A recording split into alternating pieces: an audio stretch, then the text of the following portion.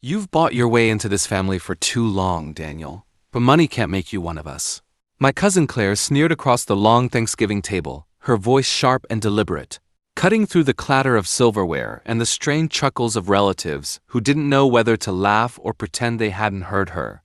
And the pause that followed was worse than the words themselves because I felt every eye shift to me, scanning, judging, waiting to see whether I'd break or pretend like I hadn't just been gutted in front of 3 generations of people I had fed, clothed, and kept afloat for years.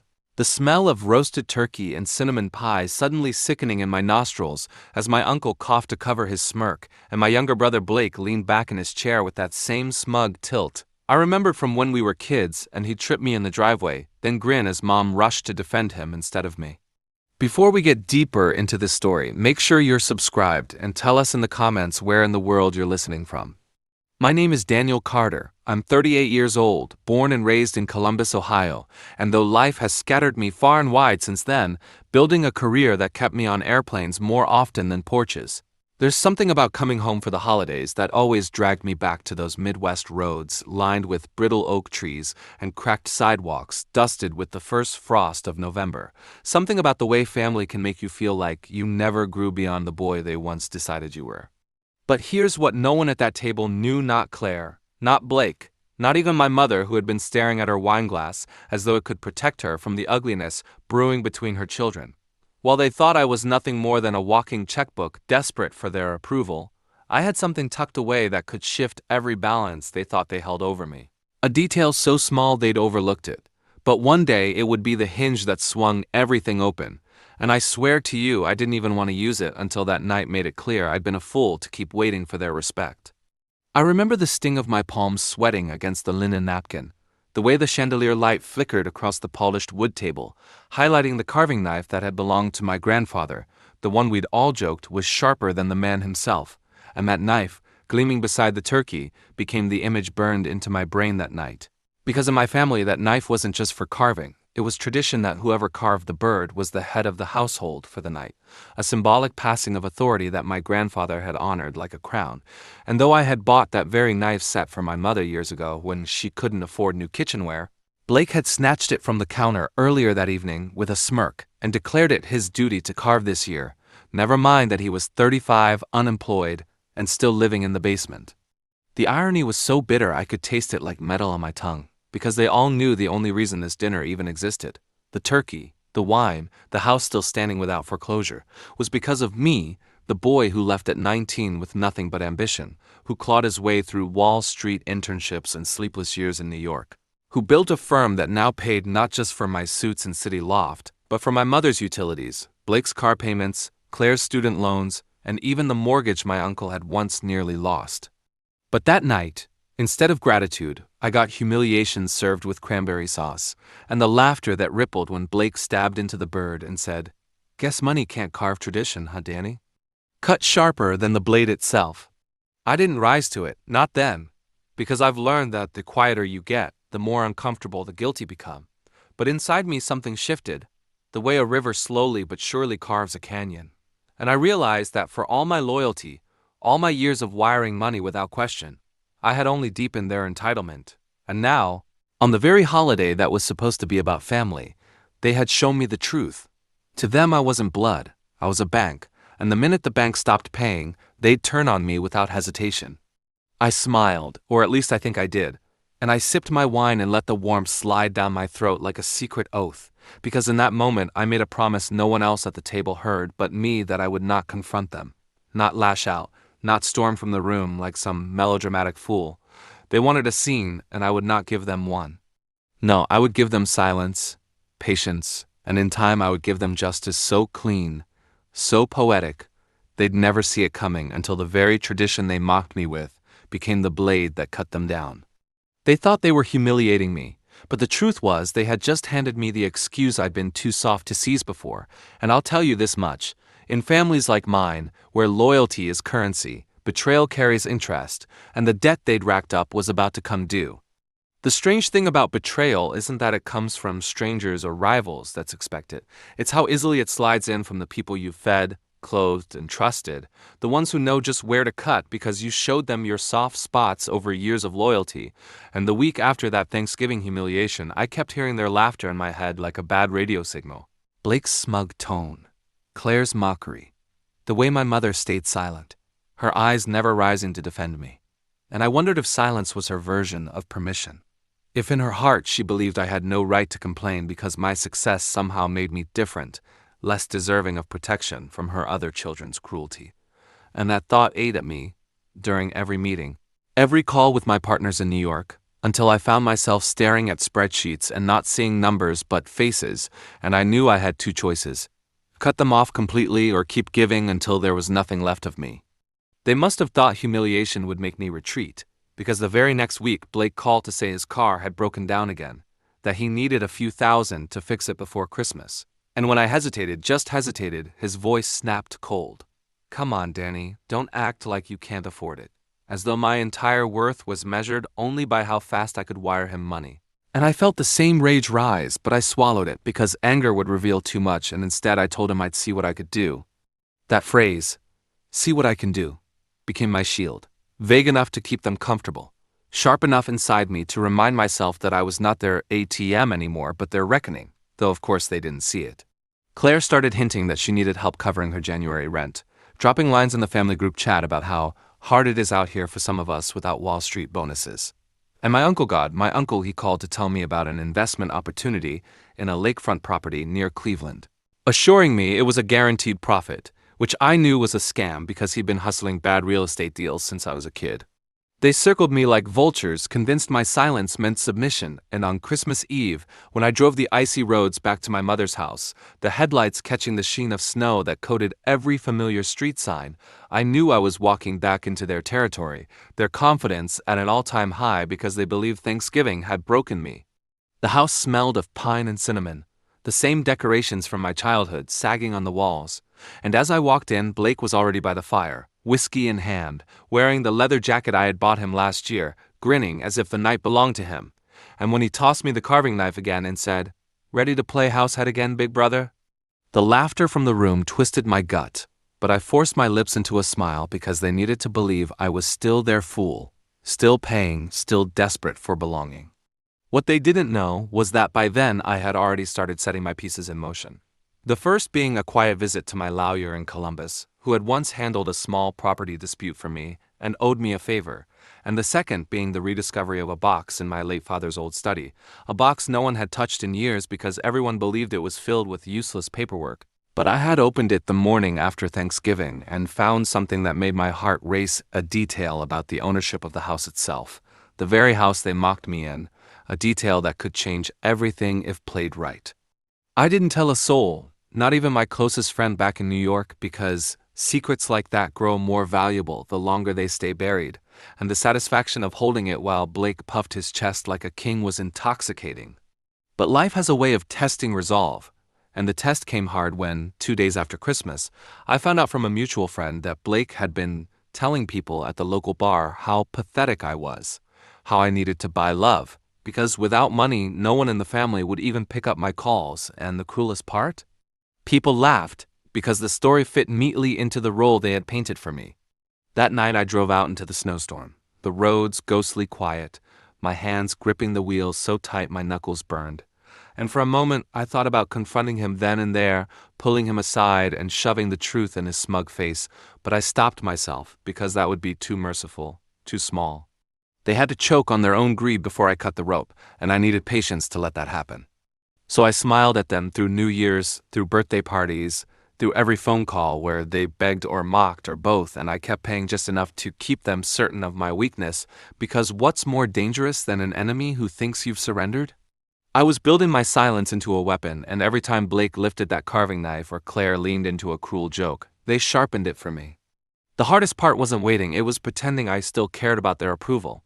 But sometimes the cruelest plays require the softest masks, and I wore mine so well they never noticed the storm I was hiding beneath it.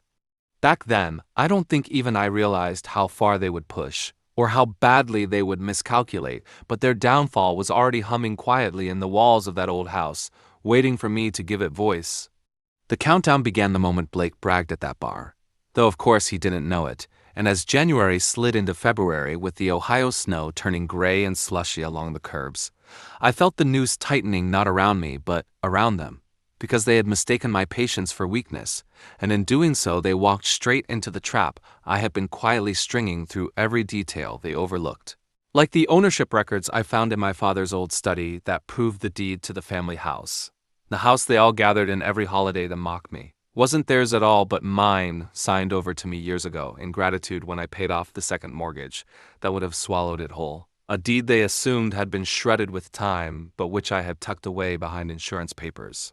Its ink faded, but still binding, and though part of me wanted to shove it in their faces immediately, the wiser part knew it was far too early because leverage only works when the other side feels safe.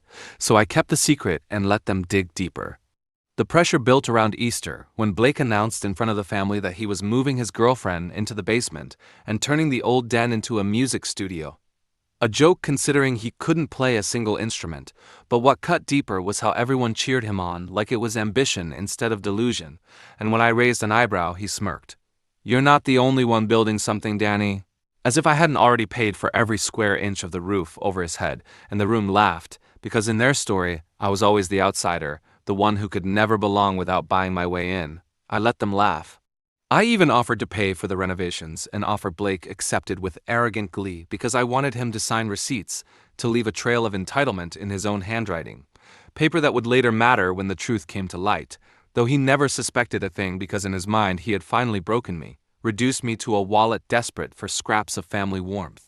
What he didn't know was that while he was rearranging furniture in that basement, I was in New York meeting with a client whose brother worked in county records, securing certified copies of the deed in my name, and every time I slipped those crisp papers back into my briefcase, I felt the storm brewing clearer. They were living in my house, eating my food, mocking me at my own table. And sooner or later the moment would come when that knife tradition they loved so much would turn on them. The tension thickened that summer when my mother turned 60 and Blake organized a birthday party at the house, inviting everyone but me, or so they thought, because the only reason I even found out was through a distant cousin who felt guilty enough to call me, and though the sting was sharp I forced myself to breathe, to remember the larger game. Because exclusion was their weapon and silence was mine, but it was at that party that Blake made his fatal miscalculation. He toasted in front of the entire family, slurring from too much beer, "Here's to keeping this house in our family forever, no matter what Wall Street thinks." And the cheer that followed was both cruel and ignorant, because they didn't realize the house hadn't been theirs in years. And as I sat in my Manhattan apartment that night, staring out at the Hudson River, I knew their arrogance had peaked, and peaks are always followed by falls. By autumn, the trap was nearly set, because I had lined up every piece.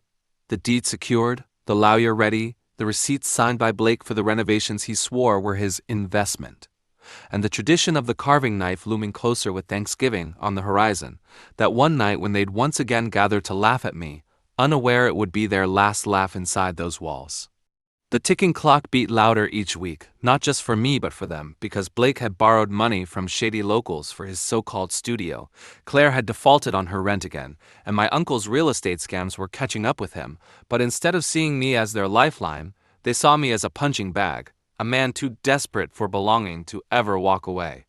I let them believe it, because the deeper the illusion, the sweeter the reveal, and though I sometimes lay awake at night wondering if revenge would poison me as much as it punished them, the memory of that Thanksgiving humiliation, of Blake's smirk with the carving knife, and Claire's sneer across the table, kept me steady, reminding me that some debts cannot be forgiven, only collected. They thought it was over, that I had accepted my role as their bankroll fool. But what they didn't know was that the very tradition they used to mock me would be the stage of their undoing, and that knife, gleaming under chandelier light, would cut far deeper than turkey flesh when the truth finally came to the table. Thanksgiving returned like a curse that year. The air sharp with November frost, the highways lined with leafless trees that looked like dark skeletons clawing at the sky, and as I pulled into the cracked driveway of my mother's house, I could feel my pulse in my throat, not from nerves but from anticipation, because I knew this was the night the performance ended and the curtain dropped. And for the first time in years, I wasn't arriving as their fool, but as the man holding the blade they didn't even know hovered above them. The house smelled the same roasted turkey, sage, cinnamon pie, and when I walked in, Blake was already grinning like a king on his throne, whiskey in hand, his leather jacket creaking as he slapped my shoulder harder than necessary. "Danny boy, you ready to watch me carve again?"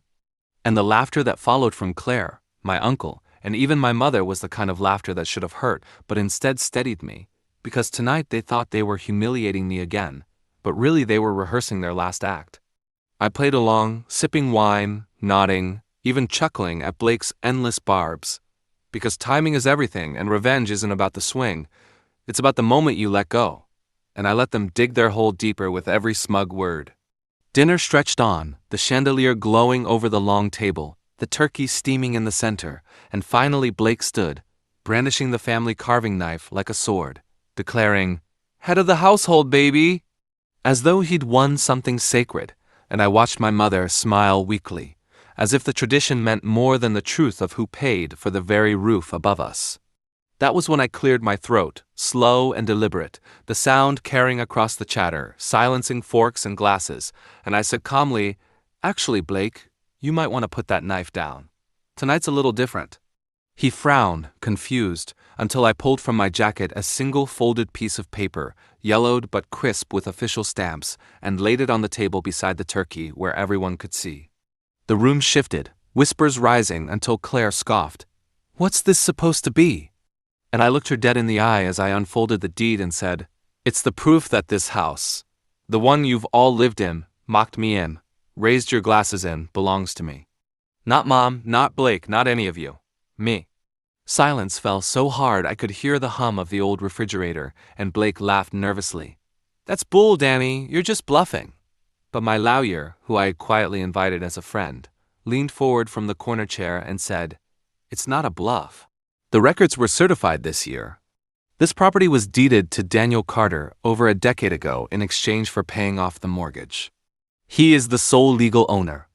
My mother's wine glass slipped from her hand, shattering on the hardwood, and Claire's face drained of color, but it was Blake who erupted, slamming the knife into the table and shouting, "You can't do this! This is our home!"